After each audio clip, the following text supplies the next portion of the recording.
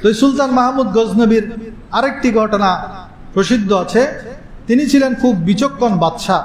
তো ওনার যুগে একজন লোক ওনার কাছে বিচার নিয়ে আসলেন, এসে বলে যে হুজুর, আমার সারা জীবনের কামাই স্বর্ণ মুদ্রা আকারে আমি রূপান্তর করে সেটা একটা থলের মধ্যে সেলাই করে আমি একটা সফরে যাওয়ার সময় আমার এলাকার যিনি কাজী সাহেব আছেন ওনার কাছে আমি আমানত রেখেছি। এখন আমি যখন সফর শেষ করলাম, সফর শেষে যখন আমি কাজী সাহেবের কাছে গেলাম, কাজী সাহেব আমাকে সেটা ফেরত দিল। আমি ওই থলেটা হুবহু যেরকম সেলাই করে দিয়েছি সেরকম হুবহু আমাকে সেলাই অবস্থায় ফেরত দিল। কিন্তু আমি যখন ঘরে এসে সেটা কাটলাম, কেটে দেখি সেখানে স্বর্ণ মুদ্রা নয় বরং কিছু অচল পয়সা। আমি সেগুলা নিয়ে কাজীর দরবারে গেলাম। কাজী আমাকে ধমকের সুরে বলেন, তুমি কি থলেটা যেরকম দিয়েছো সেরকম আমার কাছে পাও নাই? আমি বললাম হ্যাঁ পেয়েছি, কিন্তু থলেটা উপরে ফিটফাট, ভিতরে যে সদরঘাট হয়ে গেছিল আমি জানি না।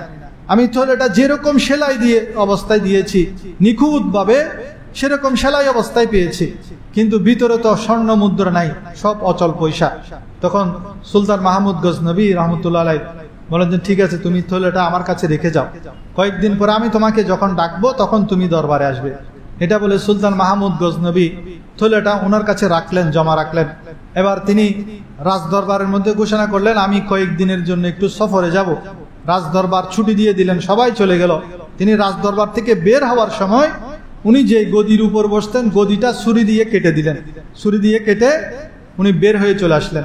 এখন রাজা না থাকলেও রাজদরবারের মধ্যে বিভিন্ন প্রয়োজনে কর্মচারীরা পরিষ্কার পরিচ্ছন্নতার জন্য যায় না, সেরকম রাজদরবারের কর্মচারীরা পরিষ্কার করতে গিয়ে দেখে রাজার ওই সিংহাসন আসনটা কে জানি কেটে দিয়েছে।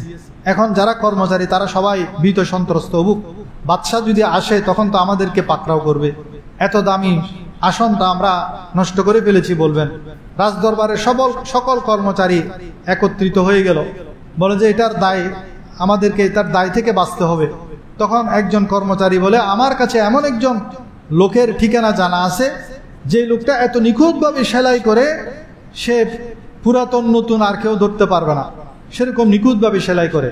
বলে যে তাকে নিয়ে আসো, দরকার হলে আমরা প্রত্যেকে আমাদের 1 মাসের বেতন তোমাকে দিয়ে দিব, তবুও বাদশাহ আসার আগে আগে আমাদেরকে এটা নতুন করে সেলাই করে রেখে দিতে হবে।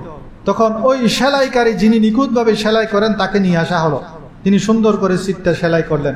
সেলাই করার পর বাদশাহ যখন 2-3 দিন পর সফর থেকে আসলেন, আসার পর কর্মচারী সবাইকে ডাকলেন, ডেকে বলে যে এই সিটটা তো ছিঁড়া ছিল, এটা এভাবে নিখুঁতভাবে আবার কে সুন্দর করে সেলাই করেছে। সবাই বলে যে না হুজুর, আমরা এখানে তো সাফ সাফাই করছি, এটা তো সেটা ছিল না, আমরা তো দেখি নাই।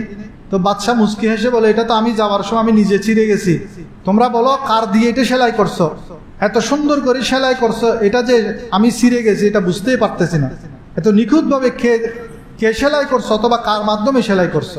তখন তারা স্বীকার গেল যে আমরা অমুক জায়গার মধ্যে একজন সেলাইকারী আছেন, কারিগর আছেন, উনাকে এনে আমাদের সবার একদিনের বেতন দিয়ে উনার মাধ্যমে সেলাই করেছি। তাকে ধরে আনা হলো, ডেকে আনা হলো। ডেকে আনার পর তাকে জিজ্ঞেস করা হলো তুমি আমার এই সিটটা সেলাই করেছো কিনা? বলে যে হ্যাঁ করেছি। এবার বাদশাহ ওই থলেটা বের করলেন, যে থলেটা কাজী সাহেব স্বর্ণ মুদ্রা বের করে অচল পয়সা ঢুকিয়ে রেখেছিলেন, সেই থলেটা বের করে বলে যে এটা কি তুমি চিনো?